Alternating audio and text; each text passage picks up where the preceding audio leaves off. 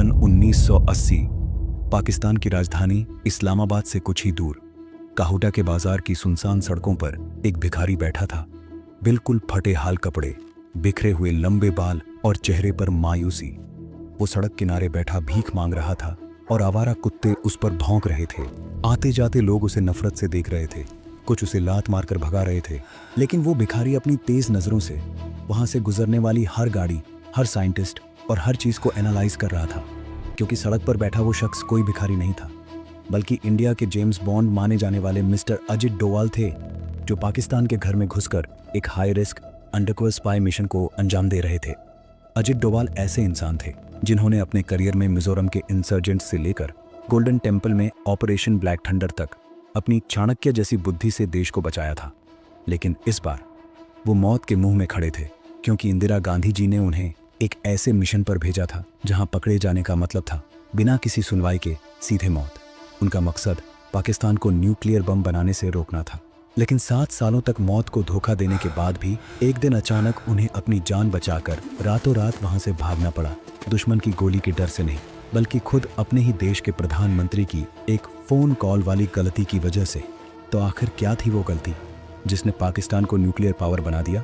और उन 7 सालों में अजित डोवाल ने क्या किया कि पाकिस्तान आज भी उनके नाम से डरता है? तो आइए जानते हैं इस वीडियो में। साल 1974 ये वो दौर था जब इंदिरा गांधी जी की लीडरशिप में और हमारे काबिल साइंटिस्ट्स की वजह से इंडिया ने स्माइलिंग बुद्धा ऑपरेशन के तहत सक्सेसफुली न्यूक्लियर टेस्ट कर लिया था। दुनिया हैरान थी और हम खुशी मना रहे थे। लेकिन तभी पाकिस्तान में बैठे हमारे रॉ एजेंट्स ने एक बेहद खौफनाक खबर भेजी। खबर यह थी कि पाकिस्तान हार का बदला लेने के लिए पागल हो चुका है। पाकिस्तान का top scientist doctor Abdul Qadeer Khan, जो यूरोप से टेक्नोलॉजी चुरा कर लाया था, वो चाइना और नॉर्थ कोरिया की मदद से पाकिस्तान में चुपके से इस्लामिक बॉम्ब बना रहा है।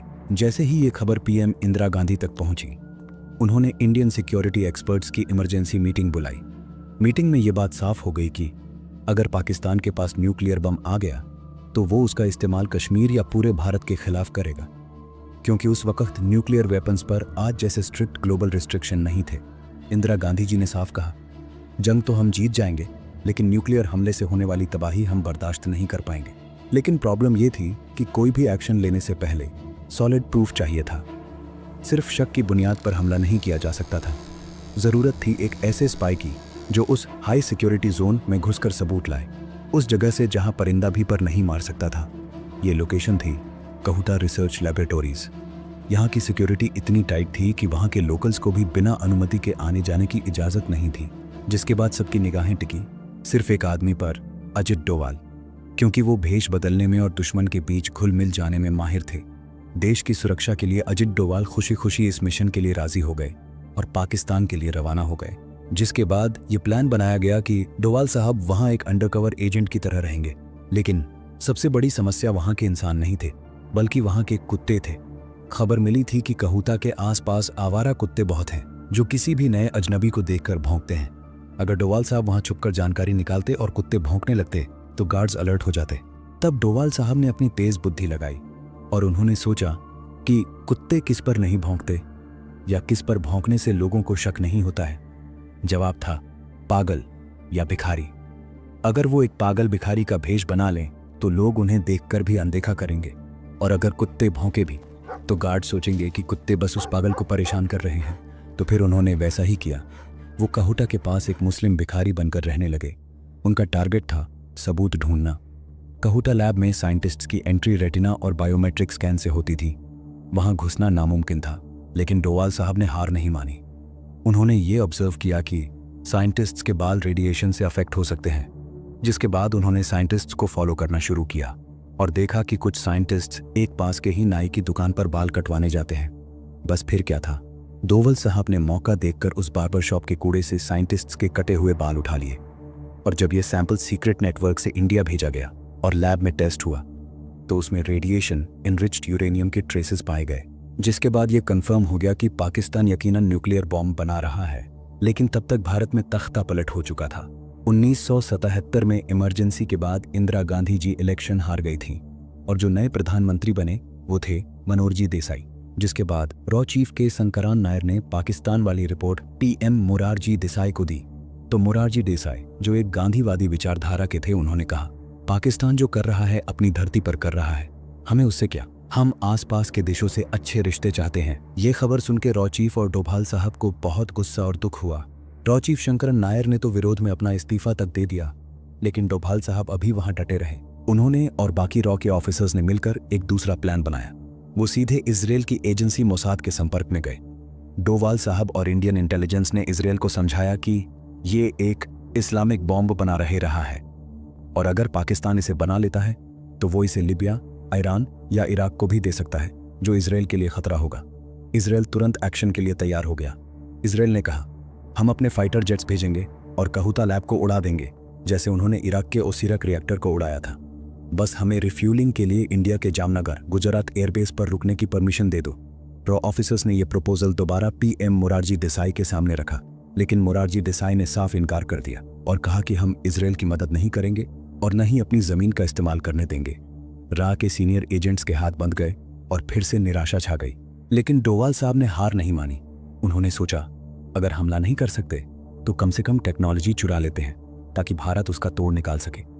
उन्होंने इन्वेस्टिगेशन में पता लगाया कि न्यूक्लियर प्रोजेक्ट का एक मुख्य साइंटिस्ट, जो मुस्लिम था, वो सीक्रेटली एक हिंदू लड़की के साथ एक्स्ट्रा मैरिटल अफेयर में था।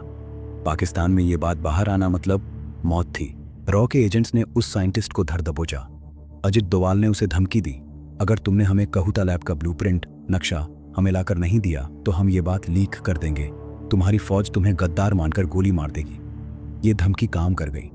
साइंटिस्ट ब्लूप्रिंट देने को मान गया, लेकिन उसने एक शर्त रखी कि उसे $10,000 और विदेश भागने में मदद चाहिए। डोभाल साहब ने ये रिक्वेस्ट दिल्ली भेजी, लेकिन पीएमओ और फाइनेंस मिनिस्ट्री ने ये कहकर मना कर दिया, हमारे पास बजट नहीं है। सोचिए, देश की सुरक्षा के लिए सरकार ने कुछ $1,000 देने से मना कर दिया था। डोभाल साहब को भारी निराशा हुई। लेकिन इसके बाद जो पीएम मोरारजी देसाई ने किया, वो शायद इंडियन इंटेलिजेंस हिस्ट्री की सबसे बड़ी गलती मानी जाती है।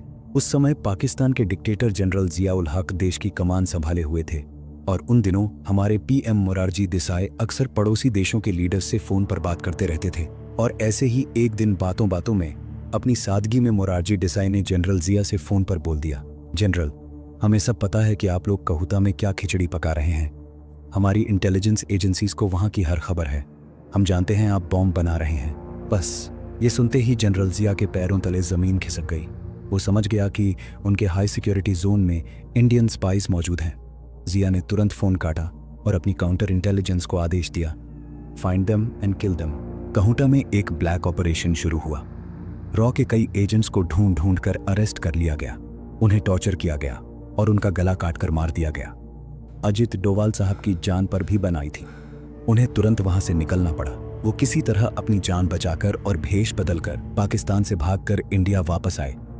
हालांकि मिशन अधूरा रह गया, लेकिन डोभाल साहब और रॉ की उस वक्त की मेहनत ने पाकिस्तान के न्यूक्लियर प्रोग्राम को कई साल पीछे धकेल दिया था।